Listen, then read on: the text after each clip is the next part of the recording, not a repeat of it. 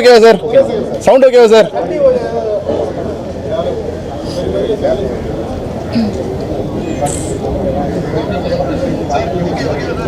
Okay அண்ணா ரெடியாண்ணே? Ready. Okay ready. டேட் சார் ஸ்டார்ட் சார். எல்லோரும் படம் பார்த்துருப்பீங்க. ரொம்ப சிரமப்பட்டு கஷ்டப்பட்டு ஒரு 1.5 வருஷம் உழைப்புக்கு பின்னால் இந்த படத்தை கொண்டு வந்து இன்றைக்கி ஃபைண்டர் திரையரங்கில் வெளியிடப்பட்டிருக்கு. தமிழ்நாடு ஃபுல்லாக ஒரு 80 தேட்டரில் படத்தை ரிலீஸ் பண்ணியிருக்கோம். படத்துக்கு வந்து ஒரு ஒரு ரொம்ப நார்மலாக ரொம்ப நீட்டான ஒரு ஓப்பனிங் கிடச்சிருக்கு. அதுக்கு இது வரைக்கும் வந்து படம் பார்த்த மக்கள் அனைவருக்கும் நான் நன்றி சொல்லிக்கிறேன். இது மேலே உங்களுக்கு ஏதாவது கேள்வி இருந்தால் நீங்கள் கேட்கலாம் சார். ஓகே. ஸோ வந்து படம் நல்லா வந்திருக்கு அப்படின்னு நம்புகிறோம். ஒரு ஒரு புதிய முயற்சியாக தான் நாங்கள் எடுத்திருக்கோம். இந்த படத்தில் எனக்கு எல்லா விதமாகவும் எனக்கு ஒத்துழைச்ச என்னோடய கேமராமேன், என்னோடய மியூசிக் டைரக்டர், என்னோடய எடிட்டர், என்னோடய ஆர்ட் டைரக்டர், என்னோடய மொத்த க்ரூவுக்கு என்னோடய நன்றியை முதல்ல சொல்லிக்கிறேன். அடுத்ததாக இந்த படம் வந்து இந்த ப்ராடக்டாக கரெக்டாக ரெடி ஆகிறதுக்கு உறுதுணையாக இருந்த சார்லி சார், நெவிகள் ரவி சார், சென்ட்ராயன் சார், தாரணி, பிரணா, அப்புறம் இதில் நடிச்சிருக்கிற முக்கிய கதாபாத்திரத்தில் நடித்த அனைவருக்கும் என்னோட நன்றியை நான் தெரிவிச்சுக்கிறேன். இது எல்லாத்துக்கும் மேலே இந்த படம் நான் ஆரம்பித்ததுலேருந்து இங்கே இதே பிரசாத் லேபில் தான் பூஜை போட்டேன். இந்த இடத்துல தான் அப்போ ஃபஸ்ட்டு ப்ரெஸ் மீட் பண்ணேன். எல்லாருக்கும் தெரியும், ஒரு படம் ஆரம்பித்து ஒரு பூஜை போட்டு அதுக்கு ஒரு ஆடியோ லான்ச் பண்ணி அதுக்கு பிஃபோராக ப்ரொமோஷன் ஆக்டிவிட்டிஸ் பண்ணி அதுக்கு தேட்டர் எடுத்து அந்த படத்தை உங்களுக்கு போட்டு காமிச்சு அந்த படத்துக்கு ஒரு ப்ரெஸ் மீட்டில் வந்து நிற்கிற வரைக்கும் சினிமாவில் எவ்வளோ கஷ்டம்னு எல்லாருக்கும் தெரியும். அந்த இடத்துக்கு நாங்கள் நகர்ந்து வந்திருக்கோம். இது எல்லாத்துக்கும் என் பக்கத்தில் உறுதுணையாக என் கூடவே இருந்து ட்ராவல் பண்ண என்னோடய ப்ரொடியூசர் ஆரபி ப்ரொடக்ஷன் ரஜீவ் சுப்ரமணியத்துக்கும் என்னோட நன்றி நான் தெரிவிச்சுக்கிறேன். Thank you sir. உங்கள் ஆதரவு கண்டிப்பாக எப்பவும் எனக்கு வேணும். படத்தை எல்லாரும் கொண்டு போய் சேர்ப்பீங்கன்னு நான் நம்புகிறேன் சார். தேங்க்யூ. எல்லாருக்கும் வணக்கம். இப்போ வந்து ஒரு பிரம்மாண்டமாக இருக்குது. ஒரு அழகான ஒரு படத்தில் நான் நடிச்சிருக்கேன். எங்கள் டைரக்டர் சார் வந்து ஒரு அழகான படத்தில் எனக்கு வாய்ப்பு கொடுத்துருக்காரு. இதில் வந்து நான் வந்து ஃபஸ்ட்டு வந்து எனக்கு வந்து ஒரு சின்னதாக தான் சொன்னாங்க. பிறகு வந்து ஸ்க்ரீன் ப்ளே பண்ண வந்து ரொம்ப பெரிய ரோல், எனக்கு பெரிய ரோல் கொடுத்துருக்காங்க. உண்மையிலே வந்து நான் படம் ஃபுல்லாக நடித்தது ரொம்ப சந்தோஷம். நான் நல்லா நடிச்சிருக்கேன், நல்லா வேலை வாங்கியிருக்காரு. படம் ரொம்ப அழகாக வந்திருக்கு, ரொம்ப சூப்பராக வந்திருக்கு. படம் வந்து ரிலீஸ் ஆகி மக்கள் படம் பார்த்துட்டு வந்து காலையில் வந்து நிறையா ஃபோன் பண்ணாங்க. படம் அண்ணா சூப்பராக இருக்குது, நல்லா இருக்குண்ணா. ஆனால் இதில் இன்னொரு விஷயம் என்னன்னு சொல்லணும்னு கேட்டிங்கன்னா, இப்போ 4 தேட்டர் இடத்துல வந்துக்கிட்டு பார்த்தீங்கன்னா என்னுடைய படம் வந்து ஃபைண்டர் வந்து ஒரு ஷோ ஒரு தேட்டர் தான் கொடுத்துருக்காங்க. இன்னும் 2-3 ஷோ கிடைச்சோம்னா ரொம்ப நல்லாயிருக்கும். மக்கள்லாம் வந்து ஒரு புது படம் பார்க்கணும், ஒரு புது ஸ்க்ரீன் பிளே, புது படங்கள், புது டைரக்டருடைய படம் பார்க்கணும் ஆசைப்படுறாங்க, மக்கள் பார்க்குறாங்க. இதில் வந்து ஒரு ப்ரொடியூசர் சங்கம், தேட்டர் சங்கம், டைரக்டர் சங்கம், இவங்கெல்லாம் சேர்ந்து இப்போ ஒரு புது படத்துக்கு, புது டைரக்டருக்கு, புது ப்ரொடியூசருக்கு ஒரு வழி விட்டோம்னா நாங்கள் எல்லாரும் ஜெயிச்ச மாதிரி நாங்களும் ஜெயிப்போம். கண்டிப்பாக ப்ளீஸ் கொஞ்சம் ஆதரவுப்படுங்க. ஏன்னா மக்கள் வந்து கண்டிப்பாக எதிர்பார்க்குறாங்க. ஏன்னா ஒரு புது ஸ்க்ரீன் பிளே எதிர்பார்க்குறாங்க, புது டைரக்டர் எதிர்பார்க்குறாங்க. நீங்கள் இந்த தேட்ரு சங்கம் அவங்க கொஞ்சம் சேர்ந்து பேசி கொஞ்சம் தேட்டர்ஸ் எல்லாம் எங்கள் படத்துக்கு வந்து இன்னும் நிறைய தேட்டர் கிடைக்கும், நிறையா ஷோ கிடைக்கணும். கொஞ்சம் ப்ளீஸ் கொஞ்சம் ஹெல்ப் பண்ணுங்கள் சார், ப்ளீஸ் சார்.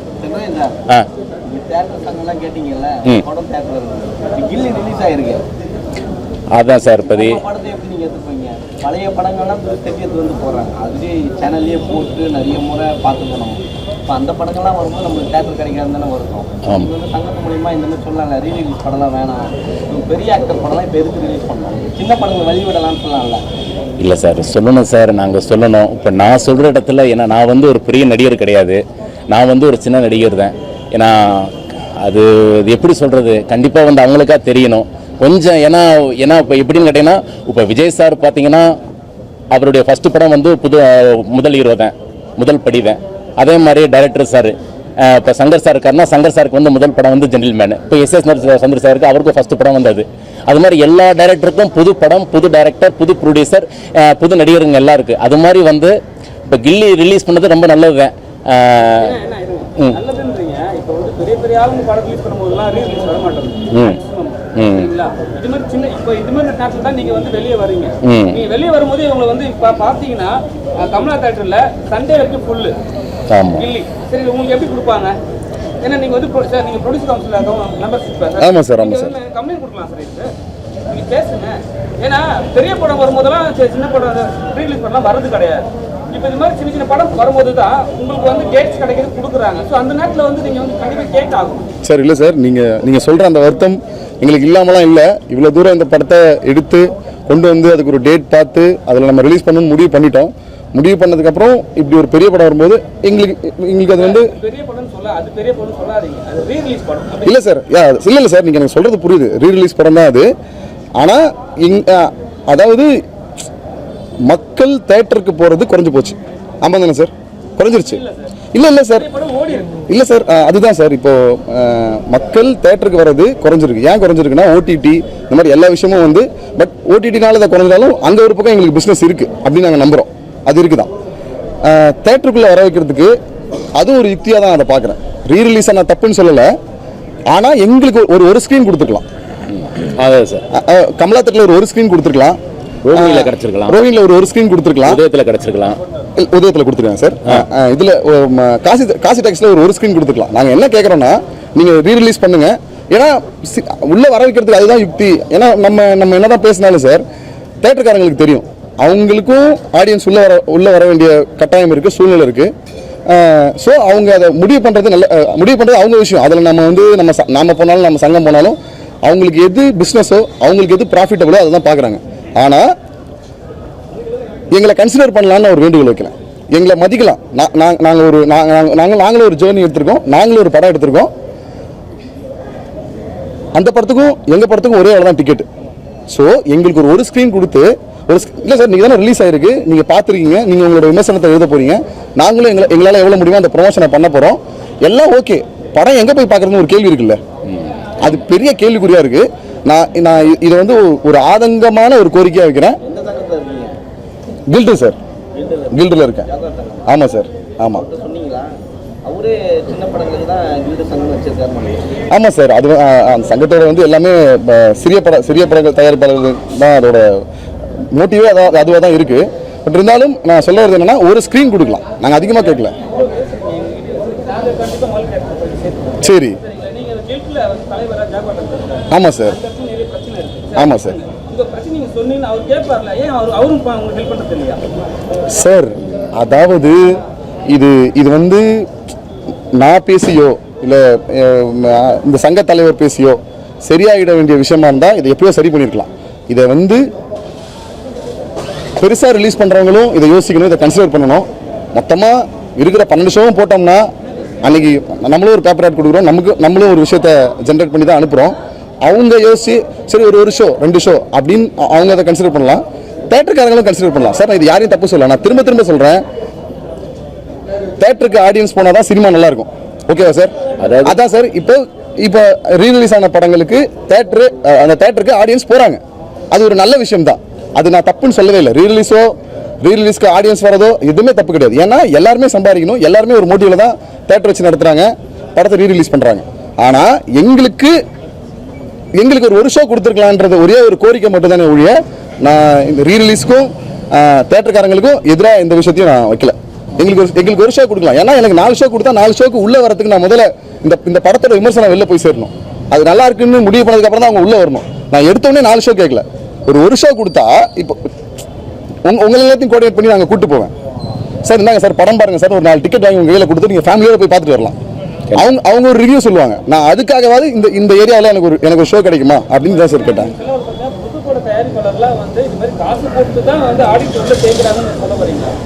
சார் இல்லை சார், அப்படி சொல்ல வரல. இப்போ என் படத்து மேலே நம்பிக்கை இருக்குது, அதனால நான் ஓன் ரிலீஸ் பண்ணியிருக்கேன். இந்த படத்தில் வந்து நான் டைரக்ட் பண்ணியிருக்கேன் சார். ஆமாம் சார், நான் ரொம்ப கஷ்டப்பட்டிருக்கேன் சார், ரொம்ப கஷ்டப்பட்டிருக்கேன். இந்த படத்தை எவ்வளவோ கஷ்டப்பட்டு இப்போ சிட்டியில் ஒரு 18 சென்டர் போட்டிருக்கேன். நான் எல்லாமே ஒரு ஷோ தான். அந்த ஒரு ஷோ கூட நான் ரொம்ப பெருசாக கன்சிடர் பண்ணுறேன். அந்த மாதிரி எனக்கு ஒரு ஷோ கிடச்சிருந்தா நான் இன்னும் எனர்ஜியாக ஒர்க் பண்ணியிருப்பேன் அப்படின்னு சொல்ல வரேன். என்னோட கோரிக்கை அதுதான் சார். ஆமாம், எல்லா படங்களுக்கும் என் படம் இல்லை, இன்னைக்கு ரிலீஸ் ஆன 3 படம் 4 படம் ரிலீஸ் ஆயிருக்கு. அந்த எந்த படத்துக்குமே இங்கே எங்கேயும் ஷோ கிடையாது. அந்த படமும் எவ்வளோ கனவுகளோடு எடுக்கப்பட்டிருக்கலாம். எங்களை மாதிரியே தானே அவங்களும் கனவுகளோடு எடுக்கப்பட்டிருப்பாங்க. ஆனால் எங்களுக்கு ஸ்க்ரீன்ஸ் இல்லை. இந்த பிரச்சனை இருக்குது சார்.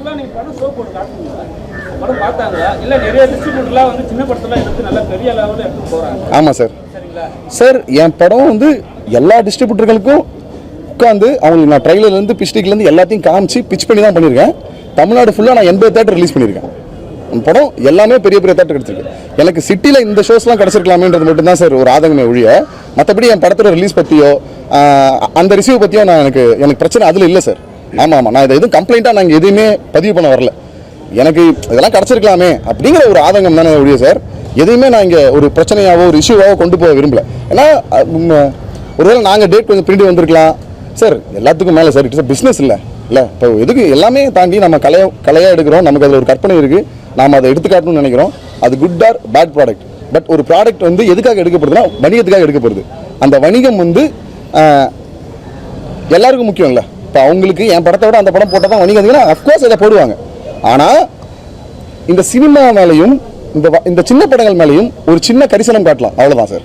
காட்டி ஒரு வருஷம் கொடுக்கலாம். 2 நாள் முன்னாடி கூட விஷால் பேசியிருக்காரு, சின்ன படங்களுக்கு தேட்டர் ஒதுக்கே கொடுக்கணும் அப்படின்னு சொல்லியிருக்காரு.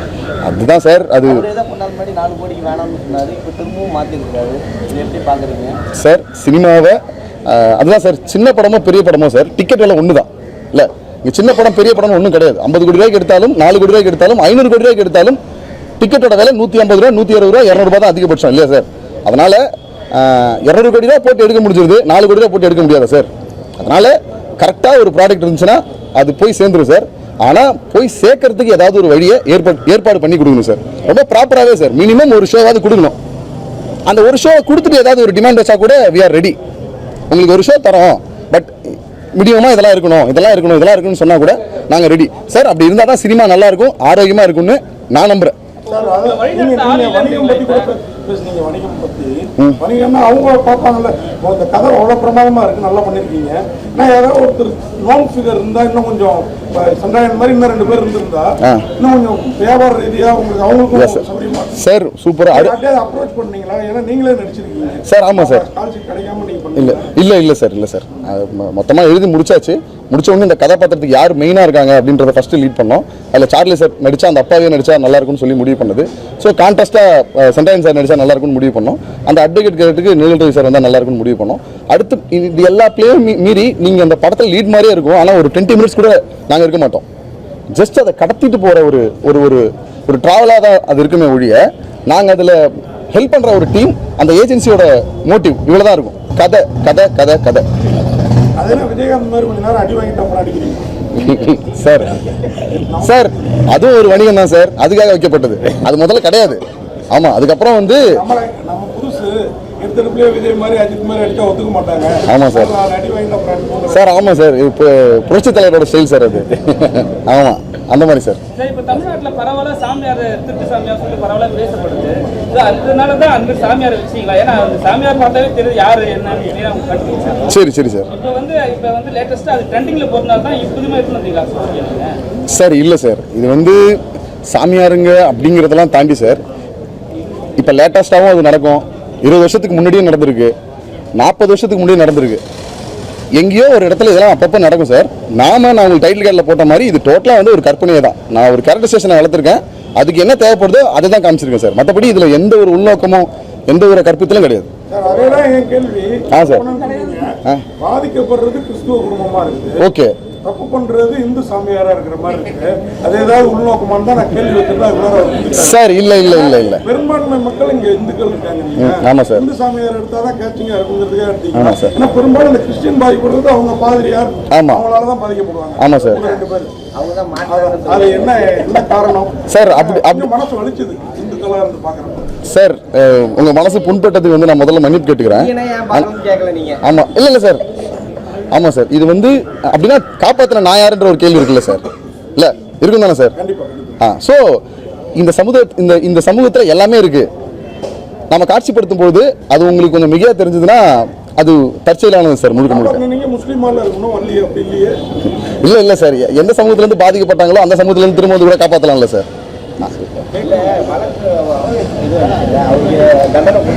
ஆமாம் சார். சார் கொடுக்கலாம் சார், கொடுக்கலாம் நாங்கள் சார். அதுக்கு ஒன்றுக்கு இந்த பாடி கொலை பண்ணான்னு எப்படி ஐடென்டிஃபை பண்ணுவாங்க கோர்ட்டில்? சார் இல்லை சார், பாடி கடலில் சார் நாங்கள் இல்லை சார், நாங்கள் அதெல்லாம் ரிசர்ச் பண்ணோம். உட்காந்து ஒரு லீகல் டீமை கூப்பிட்டு வந்து உட்கார வச்சு, இப்படி வந்து ஒரு கொலை நடந்திருக்கு, அந்த கொலையில் பாடியே கிடக்கலன்னா தண்டனை கொடுக்கலாமா அப்படின்னு கேட்டு கொடுக்கலாம். பாடி கிடைக்கல ஒரு ஒரு ஒரு ஒரு குழு வச்சு தேடியுமே கிடைக்கல அப்படின்னா அதை கொடுக்கலாம் சார்.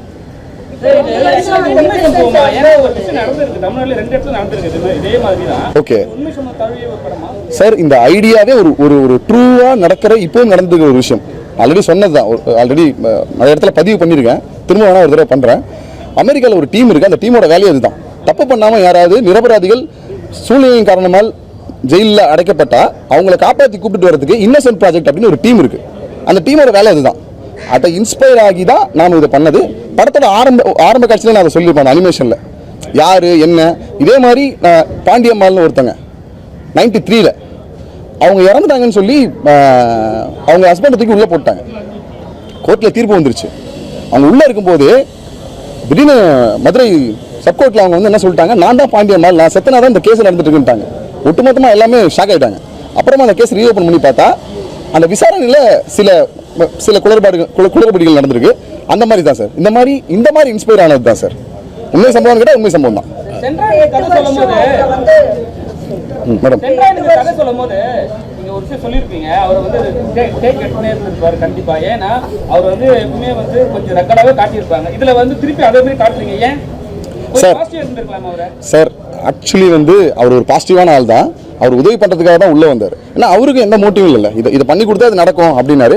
அட் சேம் டைம் 6 மாதத்தில் வெளில எடுத்துட்டோம்னா அந்த இந்த படத்தில் வில்லன்களாக சித்தரிக்கப்பட்டவங்களுக்கு அந்த வாக்கு தான் கொடுத்துருப்பாங்க. அவர் காப்பாற்றுறதுக்காக ஒன்று பண்ணது தான்.